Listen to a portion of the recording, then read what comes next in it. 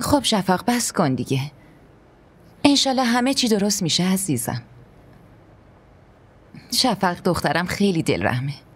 از صبح واسه مشکلات دوستش ناراحت و غمگینه. آره راست میگه آبجی. این عادتشه که شریک غمش باشه. دوستش حاله. اون که خیلی دختر مظلوم و بی‌دفاعیه.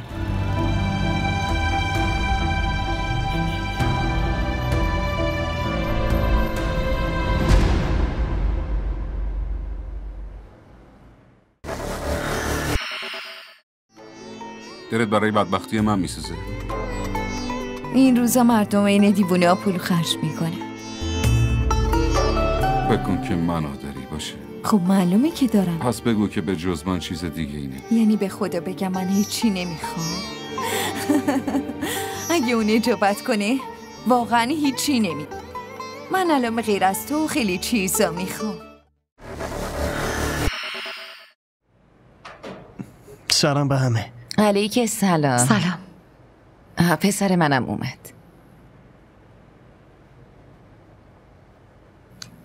همه اینا تقصیر باباشه. دخترشو به امون خدا ول کرده و رفته. رفتاری که این خانواده باهاش دارن جوری که فقط باید خدا ببخشتشون. همه که مثل شما نیستن شوهر خواهر.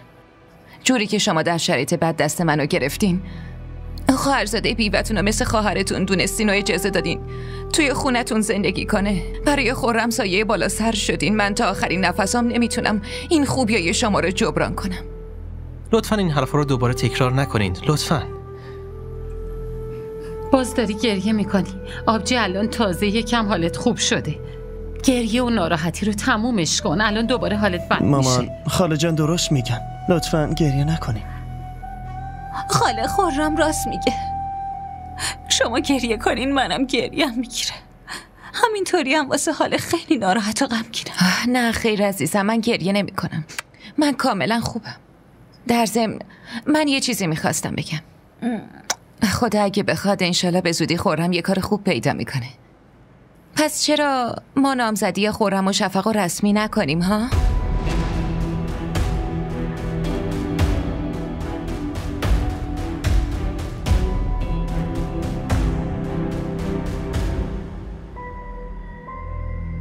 ما که بین خودمون حرفامونو زدیم، اما مردمم باید با خبر بشن دیگه.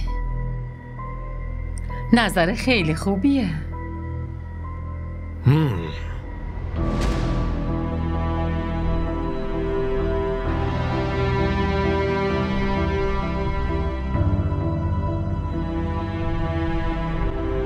هی بابا خب بگو چی شده؟ چرا بهم نمیگی؟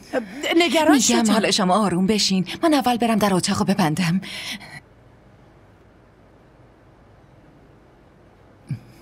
تو؟ اومدی فالگوش وایستی؟ تو این خونه یه کنار گوشه‌ای پیدا نمیشه که آدم بشینه دو کلم حرف حساب بزنی؟ نه من لباسا رو از روی پنجم کردم آوردم.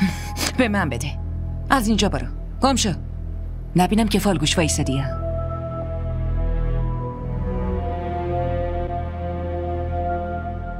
برو.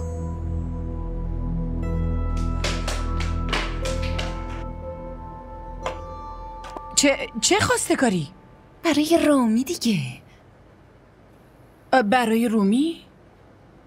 نه الان این بحثو ولش کن صوفیا. حالا یه وقت دیگه. شما اول همه حرفامو بشنو. اون عروس داییم حنا که بود از فامیلای اون هست. از فامیلای اون؟ اونا که آدمای پولدارین چطور میان خونه ای ما؟ من پیشنهاد دادم آبجی. از وقتی برای رومی اون اتفاق افتاد من همش ذهنم درگیر این موضوع بود و ببینی با اونا حرف زدم. تو بهشون چی گفتی؟ دیگه خواستگاری بیان دیگه. برای دخترمون دیگه با چی میگفتم؟ خواستگار خیلی خوبیه.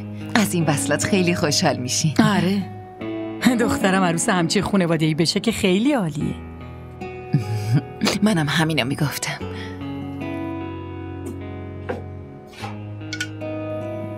چی شده شفق؟ من داشتم فکر میکردم که دیگه به همه بگم. میتونی بگی؟ در چه مورد؟ چی میخوای بگی؟ تو ممنوع کرده بودی که توی آموزشگاه به دوستام در مورد نامزدیمون چیزی بگم. راستش تو همیشه منو میبری و میرسونی. دختر 1000 تا حرف و حدیث درست میکنن. تو هم بشنوی خوشت نمیاد. گوش کن ببین چی میگم شفق. نکنه کسی رو سرت اسلحه گرفته که میخوای همه جا اعلام کنی. خرم، همه دختره که با خوشحالی در مورد نامزدیشون حرف پس میزنن. لطفا تو همچین کاری نکن. فهمیدی؟ خرم، چی شده؟ تو ازم عصبانی؟ اگه مشکلی داری میتونی بهم بگی. اگه تو اینقدر نگران عصبانی شدنم هستی پس از اینجور مسائل لطفا دوری کن. لازم نیست به کسی چیزی بگی. کسی یعنی همه دوستات، حتی اون دوست صمیمیت، نمیدونم حالش کالش هر کی، به هیچ کس حرفی نمیزنی. فهمیدی؟